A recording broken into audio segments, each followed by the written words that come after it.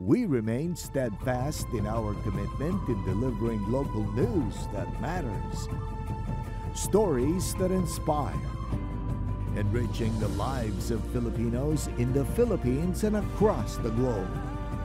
This is your GMA Regional TV. Buong puso para sa Pilipino. Ini ang GMA Regional TV Balitang Bicolandia.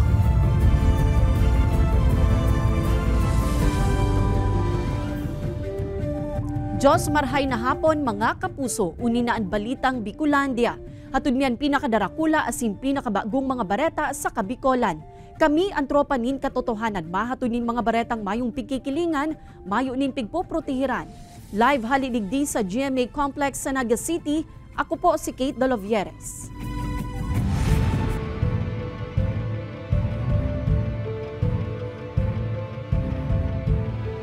Mga kandidato sa Sangguniang Kabataan sa Naga City isinairarom sa orientation para masukol ang kapasidad kan mga ini sa paggobernar.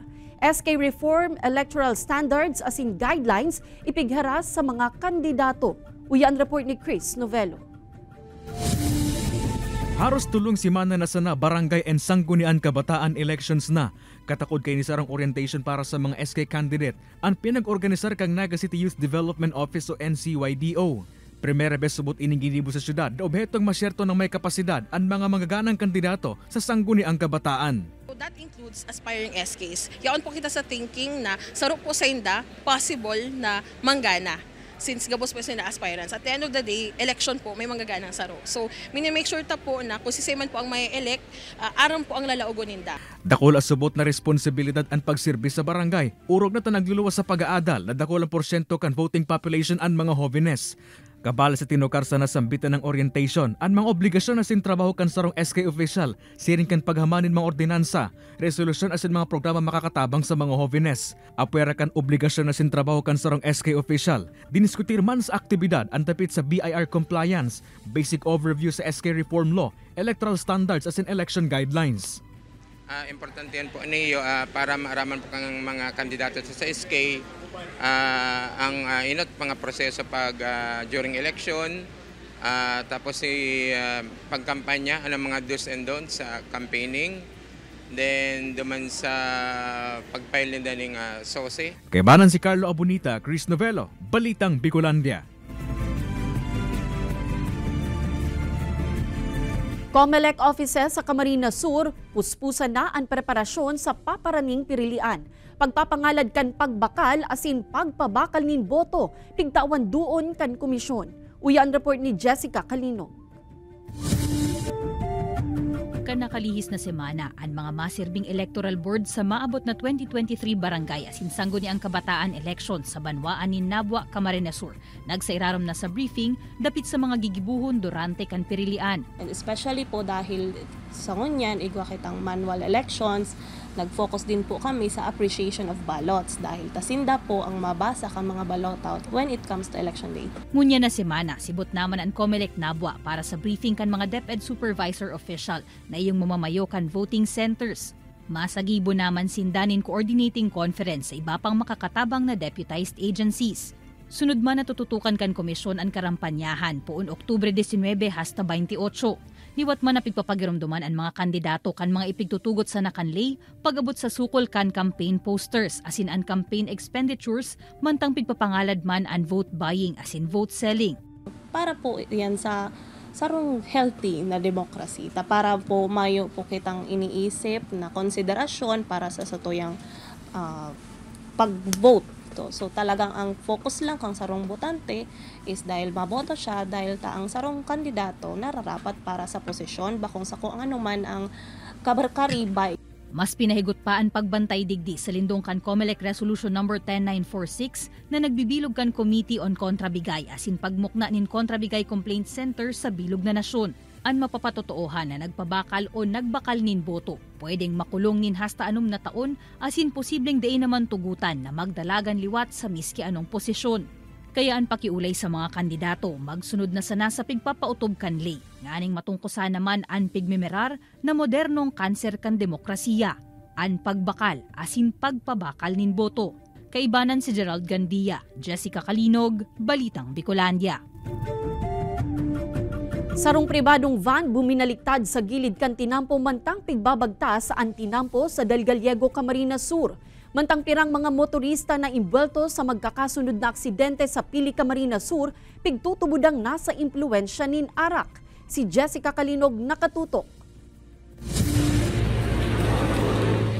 Sa tahaw kan pag-uran-uran kasubagong aga, sarong pribadong van na haling Metro Manila asin papuli na sa Albay, an buminaliktad sa gilid kan tinampo sa porsyon kan barangay Pinagdapian Del Gallego, Camarines Sur. Salbado man ang 15 sakay kaini, alagad may saro na nairido. Ascending tapos may curb siyang parte. Madalas mo dyan ang incident yung nangyayari. Pwedeng nag-overshoot siya or baka pag-apply niya ng preno, nagdulas ang gulong. Kasi may time talaga pag mauran. Taro kaya nangyari duman. Sa Banwaan in Pili, nabulaga ka nagdadangadang nalunadan ang sarong pampasaherong van. Kan mag-overtake ini sa nasa inutan niyang bihikulo sa porsyon kan sitio Oyapos, Barangay Himaaw. Pinurbaran pa ko ta ng maglikay kan van. Alagad nasagi ka ini ang pig-overtake ka nalunadan asin dagos na nakabangga sa kasabatang bihikulo. Pagka sideswipe niya doon sa vehicle 1, saka po siya bumangga doon sa opposite direction na vehicle 3. Kaya nagkaroon ng head-on collision. Based po sa investigation ko, saka sa follow-up ko sa BMC, so nag-overtake, ano po ini, nakainom. Pasado alas 11 naman inbanggikan parehong aldaw. Sarong 37 anyos na lalaki na nagtutulod kan sa iyang motorsiklo sa gilid kan tinampo sa Barangay San Agustin, anabangga kan nakasunod na motorsiklo. Pigtutubuda na nakainom ang nakabanggang motorista. Makalihis ang 12 oras, sarong SUV man ang nabangga kan nakasunod na SUV sa may porsyon kan Maharlika Highway sa Barangay San Agustin sa parehong Banwaan. Ini po si vehicle to, so nagbangga, sobra po kayo na ang kaburatan. Burat-burat po ini, kaya nagsurusigsag so auto. Sa datos kan Pili MPS, dakulang porsyento kan mga aksidente sa tinampo, nasa impluensya nin arak ang imbweltong mga motorista. Kaya liwat man na pigpapakiulayan ang mga motorista na kung nakainom asin mayo na sa wisyo, day nananggad magpirit na magmaneho. Kaibanan si Gerald Gandia, Jessica Kalinog, Balitang Bicolandia.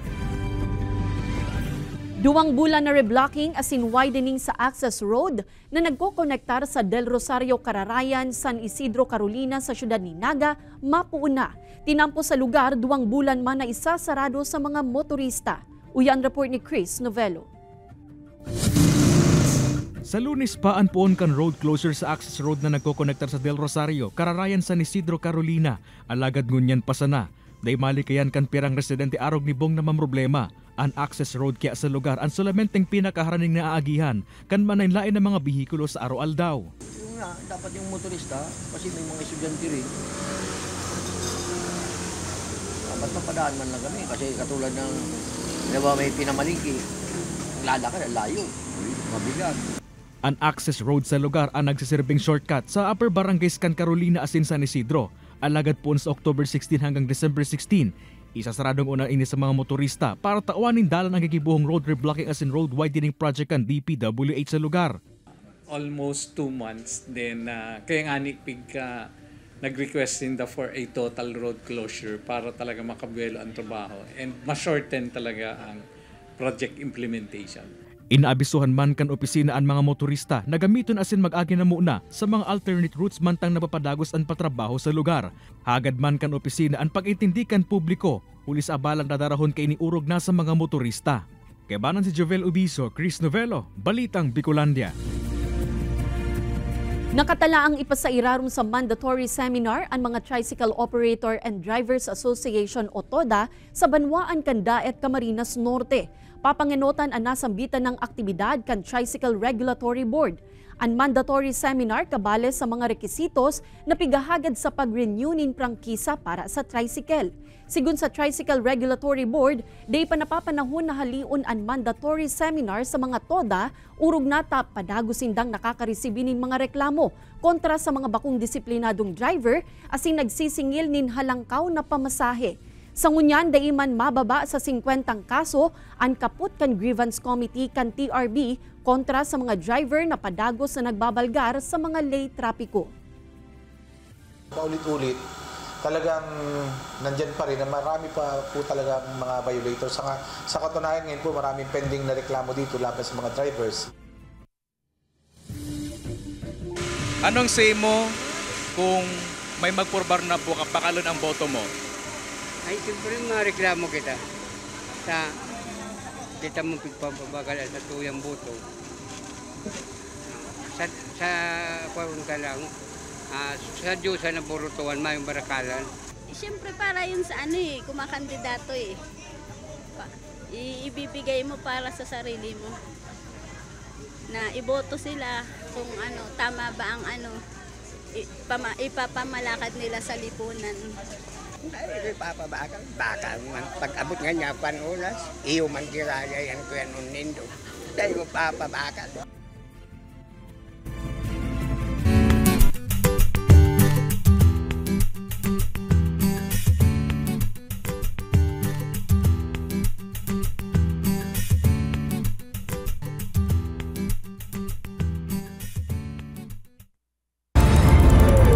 Ini ang GMA Regional TV Balitang Bicolandia.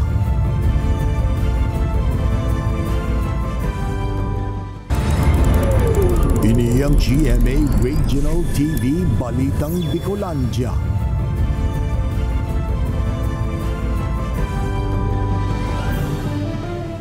Rider gadan mantang duwa ka tao an irido makalis maaksidente ang sarong motorsiklo sa Bakakay, Albay. Si Rosie Nievan nakatutok. Pasado alas 11 ninbanggi kan aldaw nin Sabado, mahihiling sa CCTV footage na ini sa Barangay Bongga, Bakakay, Albay, ang grupo kan mga tanod asin iba pang kalalakihan na nasa gilid nin tinampo. Aban-aban pa, saro sa mga ini ang nahagop ka nag-aging motorsiklo, rason para mawaranin kontrol asin natumbas sa ibong na linya. Nagkataon man na igwang kasabatan na tricycle asin nakatama digdi ang payokan rider. Sa kusog kan impact, dead on the spot ang rider mantang irido man ang back rider kaini asin ang enot na nabanggang persona. Nagkataon din nagkasalubong yung kasalubong yung tricycle, which is going to Legazpi yung tricycle. Nasa tama naman yung nila, nasa linya naman. Tumama po yung driver ng motorsiklo dun mismo sa likod ng driver ng tricycle. Yung parang yung bubong doon mismo sa yung bakal dito sa likod. Sa inisyal na investigasyon kan Bakakay MPS, pigtutubod ang nakainom ang rider kan mangyari ang aksidente. Ang kapulisan po nangangapudan sa mga motorista, lalo na itong mga nakainom, na kung nakainom at as much as possible dahil naman daraki motor. Nagpagirumduman ang mga otoridad sa mga rider asin back rider na isuulot nin tamaan sa indang mga helmet como parte kan sa indang proteksyon mantang nagbabiyahe. Ini si Rosie Nieva, Balitang Bicolandia. Kantidad 25,000 pesos nin pigtutubudang shabu ang nakuha kan mga otoridad sa posesyon kan 42 anyos na si Alias Kulas kan Barangay La Opinion, Nabua, Camarines Sur. Ginibuan bypass operation sa Barangay Santa Lucia, Baras kan parehong banwaan kung sa nakumpiskar ang 4 na sachet kan illegal na droga. Sigun sa Nabua PNP, dati naman na nakulong sa kasong theft o pannahabon ng sospek. Iningani daa ang saro sa mga piga-atubang na agyat kan hepatura magin sa ibang mga lugar ang liwat na pagkakaimbwelto sa kriminalidad kan mga dati nang napanimbag kan lay.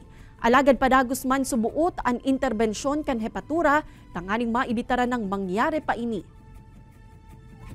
Iyan ang perming insidente na nangyayari digdi sa Banuan kang Nabua.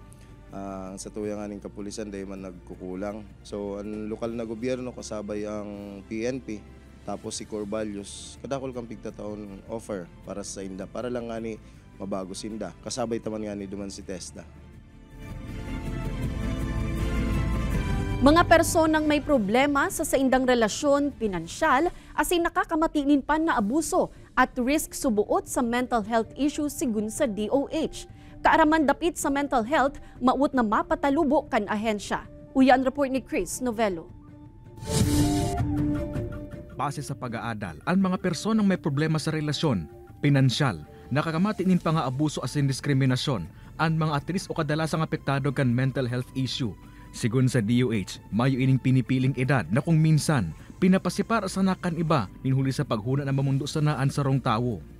So this is one of the reasons why sometimes they do not want to access. Kaya ito yung focus ng ating advocacy.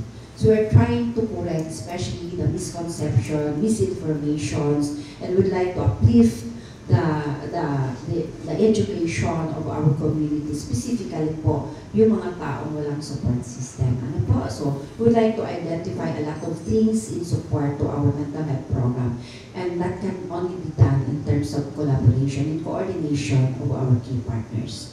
Okay. Lack of awareness, and then of course yung lack of access for helpline or support system. Ang mga siring subot na kondisyon ang pwedeng magresulta sa pag-self-isolate asin kung dai maagapan, pwedeng mapuli sa mas malalang sitwasyon. Huli ka ini, maut pang mapakusog ka na hensya ang Mental Health Awareness and Services, como parte kan Mental Health Act of 2017, as in Universal Healthcare Act. Katakod ka ini, ang Municipal Health Office kan Kamaligan, Camarines Sur, nagkukondusin na ng case finding sa mga barabarangay, nga ni maaraman ng numero para sa amay na pagmanyar sa indang kondisyon. Para ma-manage mo na, digdi pa lang sa level kang LGU, sa RHU pa lang, si mga kaya may nang i-manage digdi dahil na i-refer sa mga higher institutions like duman sa pili sa kadlan. Taning dahil na sinda magastusan pa. Bastante man subot ang bulong sa RHU para sa labisang katos na residenteng may mental health issues. Paagi man subot inikan opisina, nga ni malikayan ang stigma o diskriminasyon sa mga residenteng may siring na helang. Iniin kami naraman kay ini anibapang residente na may inaagihan sa buhay na pwede magdulok sa inda o kaya sa crisis hotline kang National Center for Mental Health para sa maninigong asistensya. Kay banan si Carlo Abunita, Chris Novello, Balitang Bicolandia. Philippine Experience Caravan pigkondusir kan Department of Tourism sa pangingenot ni Secretary Cristina Garcia Frasco sa Bicol Region. Pagpapakusog kan turismo sa rehiyon, pigsyerto kan ahensya. Uyan report ni Jessica Calinog. Naging matrayumpo ang ginibong Philippine Experience Caravan sa Bicol Region. Pinanginotan ini kan Department of Tourism kung saan presente sa aktibidad si Tourism Secretary Cristina Garcia Frasco.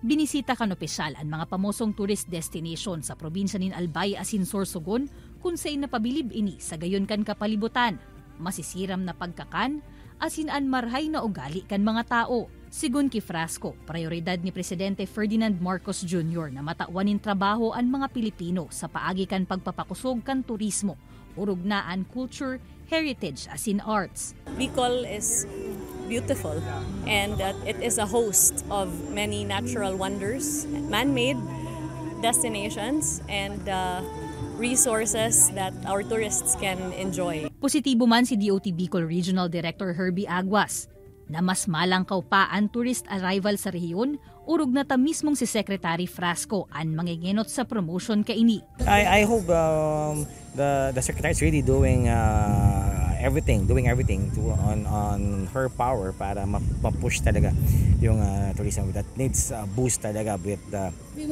the effect of the pandemic. Nagpasalamat man ang ahensya sa mga travel agency and tour operators nakatabang sa pagpapakusog kan turismo sa rehiyon.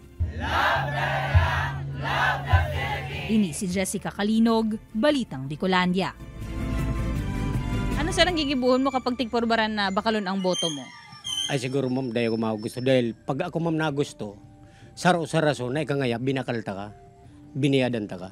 Hindi ko pa pagbiling boto ko kasi napaka-importante po. Katulad po yung pagboto po kasi yun yung magiging ng mga kabataan ngayon tapos ng tao. Dapat tamang lang pamamaraan. Ibubulsa ang sintabo.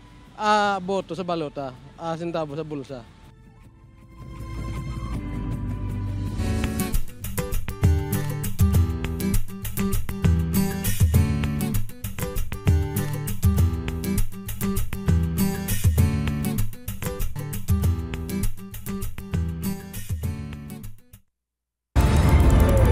Ini ang GMA Regional TV Balitang Bicolandia.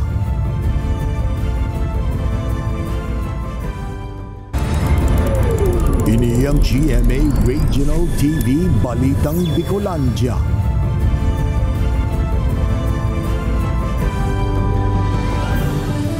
Pirang mga katutubong agta tabang nun sa Baaw Camarines Sur naging benepisyaryo kan piguprisir na dental mission kan CBS-UA Regional Center for Indigenous Peoples. Mantang katutubong manida sa Camarines Norte, pigtukdoanin herb propagation and production. Uyan istorya ni Chris Novello. Saro sa mga programa kan Regional Center for Indigenous People kan Central Bicol State University, iyon nabistuhon, pakusugon asin portohiran, ang mga katutubo partikularmente ang mga agtatabangon sa Baaw, buhi asin iriga. Kaya komo pangenot na aktibidad o kick-off para sa first anniversary kan IP Center, sarong dental mission ang pigsagibo kan organisasyon sa tabang kan sendang partner sa IP community sa Banwaanin Baaw.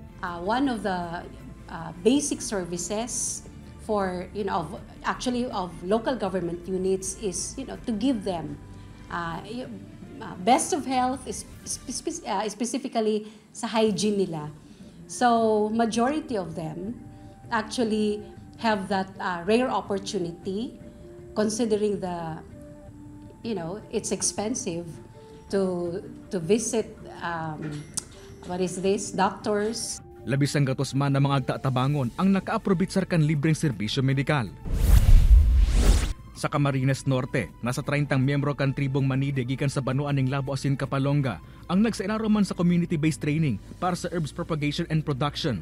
Kabali sa Pictucar digdian makabagong mga paagi kan pagtanom, pati naan man iba-ibang klase nin pananom. At yung pong matututunan nila dito ay i-apply po nila doon sa kanilang community upang patuloy po na magkaroon sila ng sustainable livelihood at agriculture na rin po, sustainable agriculture. Kasi meron po sila doon na pinapagyaman na lupa. Saro sa mga naghiraskan sa iyang kaaraman dapit sa herbs and spices, asin kung paano iniipabakal, iyo ang lecturer na si Aimee. Ini-introduce po namin ay yung mga high value crops na pwedeng i-offer natin na mas malaki ang presyo, na ang mga target customer po dito ay mga hotels, mga restaurant. Very positive ang ating mga manidi sa nakikita nila.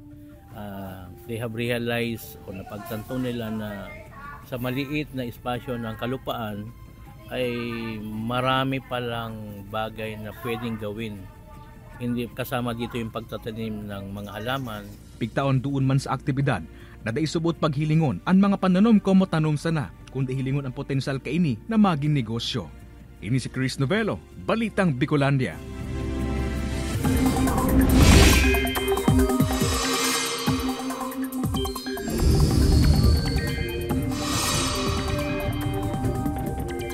Mga kapuso, padagos na pigbabantayan ang low pressure area na piglalaomang maglaog sa Philippine Area of Responsibility. Huri ining nanotaran sa 1,220 kilometers east of northeastern Mindanao. Nagtitinirma na hababa ang tsansa kaining maging bagyo sigun sa pag-asa. Alagad posibleng maglaog iyan sa PAR sa mga masunod na aldaw. Mantang ang bagyo na may international name na Bolaven, day man piglalaomang maglaog sa PAR asin mayo manin magiging epekto sa nasyon. Trough o extension kan LPA asin localized thunderstorms pa at mapauran sa pirang parte kan nasyon. Basado sa datos kan Metro Weather, may pag-uran sa pirang parte kan Camarines Provinces, Catanduanes, Sorsogon, Masbate asin Albay. Posible man ang pag-uran sa pirang parte kan Visayas asin Mindanao. Tuyong makusog ang bulos kan uran. Pagkahandal ang namamatian kan pirang residente sa Naga City na nakaistar sa mga flood-prone area. Mga lakdang na ginigibo kan City Engineering Office para maibitaran na ang marikas na paglangkaw kan level kan tubig baha sa syudad. Aramon ta sa pagtutok live ni Chris Novello. Chris?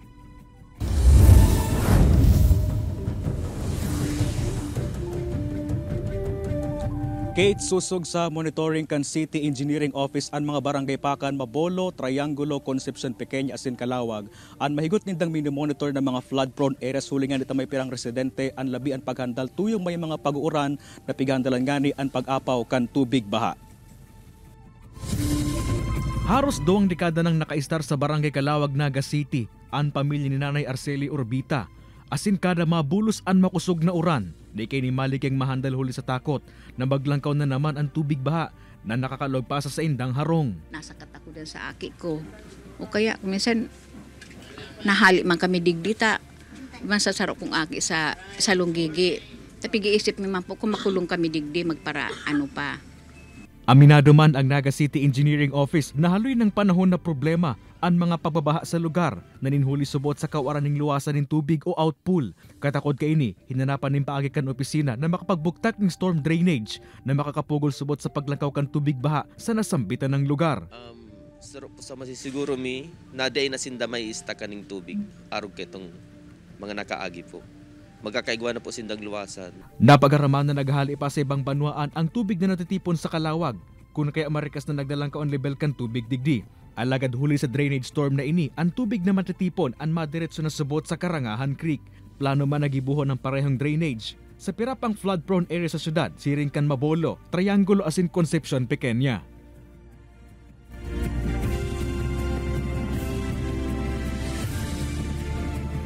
Kahit nangapodan man ang opisina sa publiko o opisina kan City Engineering Office sa publiko na maging disiplinado urog na sa pag-aapon ng basura ni hulita, nanutaran kaini sa mga drainage canals na panupando ng plastic waste na nakakabara na nakakakontribute lugod sa pag-apaw kan tubig baha. Kate? Jos Mabalos, Chris. Arestado ang tulong para sira huli sa paggamit kan pigpapangalad na kompresor sa Sorsogon Bay na sakop kan Barangay Biriran, Huban, Sorsogon. Nakuha sa mga sospek ang ginamit na makina, mga fishing paraphernalia asin mga baluko o penshel. Sa ngunyan, nasa kustodiya na kan mga otoridad ang nasambitan ng mga parasira para sa maninigong disposisyon. Nangapudan man ang mga otoridad sa mga parasira na likayan na ang mga iligal na aktibidad como parte kan kampanya sa pangangataman sa mga kadagatan. Publiko inabangan ang mga makukolor na float sa ginibong Parade of Lights sa Pilar, Sorsogon. Uyan istorya ni Rosie Nieva. Karon naging mas amay ang selebrasyon kan Kapaskuhan sa Banwaan kan Pilar, Sorsogon. Napano kaya nin makukulay na ilaw ang mga tinampos sa Banwaan huli sa ginibong Parade of Lights na parte kan selebrasyon kan Paraw Festival. Naging sentro man kan atraksyon ang magagay na float kan mga fantasy characters na napapalibutan nin mga light arts. Huli kaini, day subuot na sayang ang paghahalat kan mga tao makalihis mahiling ang gayon kan aktibidad. Napakagandang makulay. Tsaka mga nag-e-effort kasi talaga sila. Yung mga kanya-kanya po nilang mga performance po. Maginan mga nagbalis sa Parade of Lights, day subuot na sayang ang sa indang mga ginibong preparasyon, makalihis mahiling ang pag-apresyar sa indakan publiko. Nagpa-practice po kami at lahat naman po kami na sumali sa Parade of Lights. Talagang nagpa-practice po palagi. Saro sa mga maot ipahiling kan selebrasyong ini ang talento kan mga tao asin anyaman kan kultura asin tradisyon kan banwaan. Basado kaya sa storya, kan mga panahon igwa subuot ni nahihiling na mga nagdiliwanag na barotos sa kadagatan na inaapod na paraw. Hasta sa inina ang naging taunang selebrasyon kan nasambitan ng banwaan. Ito yung time din na ma-share namin ang aming talents, not just giving services to the Pilareños but kumbaga pampasaya sa buong Pilareño po. Ini si Rosie Nieva, Balitang Bicolandia. Mga kapuso, 76 days na sana, Pasko na. Madadalan ang episode na ini asin iba pang pinakahuring lokal na bareta sa official website kan GMA Regional TV, www.gmaregionaltv.com. Pwede man kamong magbisita sa samuyang official YouTube channel, GMA Regional TV asin i-click ang subscribe button para sa pinakamaiinit na bareta hala sa man-ibaybang rehiyon.